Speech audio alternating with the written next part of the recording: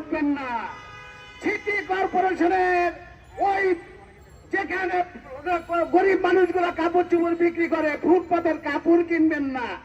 এই পাগল ছাড়া এই কথা কে বলতে পারে? তাই আমরা ইলেকশনকে বলতে চাই, আপনি একটা পাগল। এই পাগল দিয়ে সিটি কর্পোরেশন চলে না।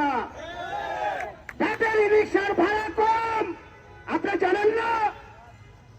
তাই আমি এই এজাজ সাহেবকে সংগ্রাম কমিটির পক্ষ থেকে সতর্ক করে দিতে চাই, আগামী ৩রা জুলাইয়ের আগ পর্যন্ত যদি কোন রকমের উৎপাত শুরু করেন তাইলে কিন্তু ব্যাটারি চালিত রিক্সারা আপনাকে ছাড়বে না।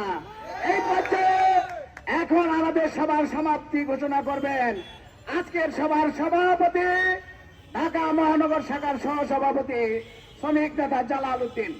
শ্রমিক নেতা জালাল উদ্দিন।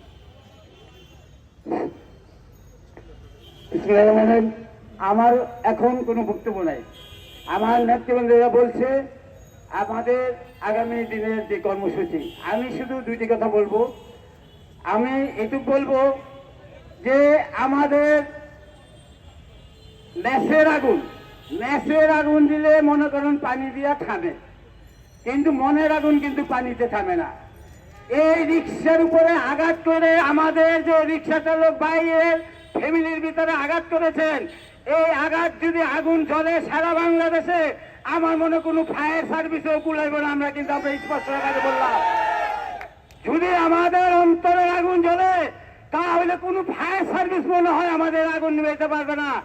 আমরা সরকার মহোদয়কে অনুরোধ করব, এই আগুন জ্বালাজালি বন্ধ করে আমাদের পেটে কিভাবে আহার আসবে, কিভাবে আমরা শৃঙ্খলাভাবে আমাদের এই গাড়িগুলো চলবে সেই ব্যবস্থা করবেন।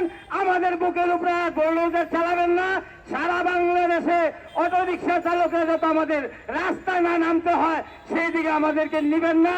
আগামী দিনের সংগ্রাম এবং আমাদের দাবি আদায়, লাইসেন্স, রোড পারমিট এবং আমাদের যত বন্দী নেতৃবৃন্দ আছে তাদেরকে মুক্তির দাবি জানিয়ে আগামী দিনের আন্দোলন আরো সফল করার জন্য সবাইকে ধন্যবাদ, এগিয়ে আসার জন্য সবাইকে ধন্যবাদ জানিয়ে আমাদের আজকের মিটিং এখানে শেষ করলাম।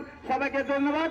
আপনারা কেউ এদিকে যাবেন না, আমরা একটা প্রতিবাদ মিছিল করবো, মিছিলে সবাই অংশগ্রহণ করবেন। সবাইকে ধন্যবাদ। দুনিয়ার মজদুর এক হও।